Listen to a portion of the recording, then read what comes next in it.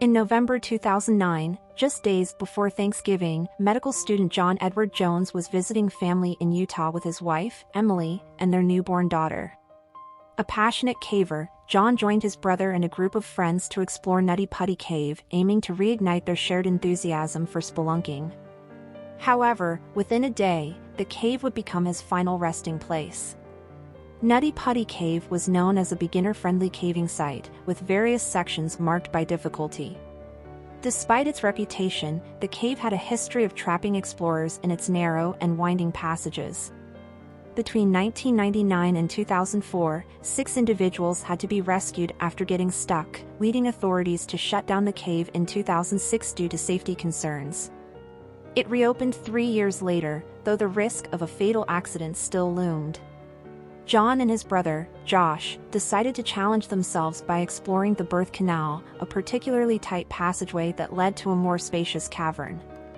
However, they mistakenly took a wrong turn and found themselves in an unmapped section of the cave.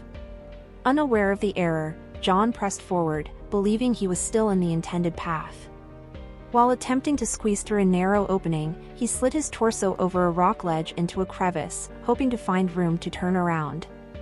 Instead, the 6-foot-tall, 200-pound man became wedged inside the 10-inch wide space.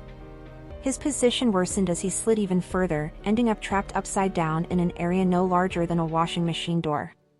When Josh found his brother, he saw only his feet sticking out and immediately realized the gravity of the situation. Unable to free him alone, he rushed to the surface for help. A rescue team, including professionals and volunteers, quickly arrived. The first rescuer to reach John was a local volunteer named Susie, who reassured him that they would get him out quickly. However, due to the angle and tightness of the passage, maneuvering him out proved impossible.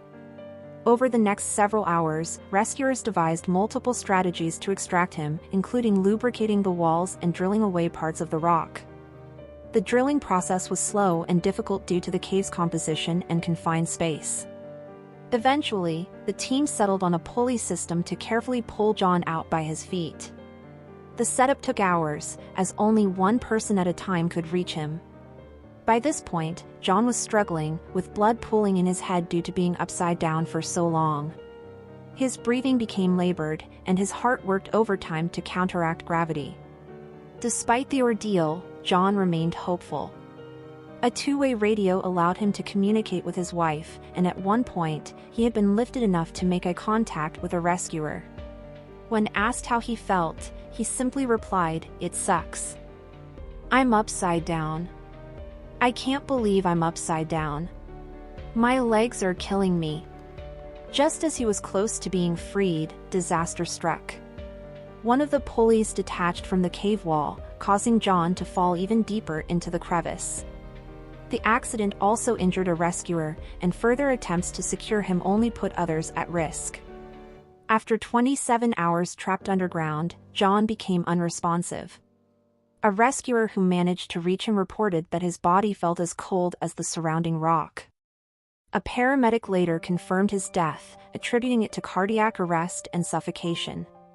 Emily refused to leave the site while her husband remained trapped, and authorities initially planned to retrieve his body. However, after assessing the extreme danger involved, they decided against it. Instead, they sealed off the passage with explosives and concrete to prevent future incidents. Sergeant Spencer Cannon later revealed that while several methods to recover John were considered, they were ultimately deemed too risky. Though some cavers protested the closure of Nutty Putty Cave, efforts to keep it open failed. John's family turned the site into a memorial, with a plaque honoring his memory. His wife, Emily, who was pregnant at the time of the accident, later gave birth to their son, whom she named after his father. John's tragic story was adapted into the 2016 film The Last Descent, ensuring that his legacy would not be forgotten. Thank you for watching.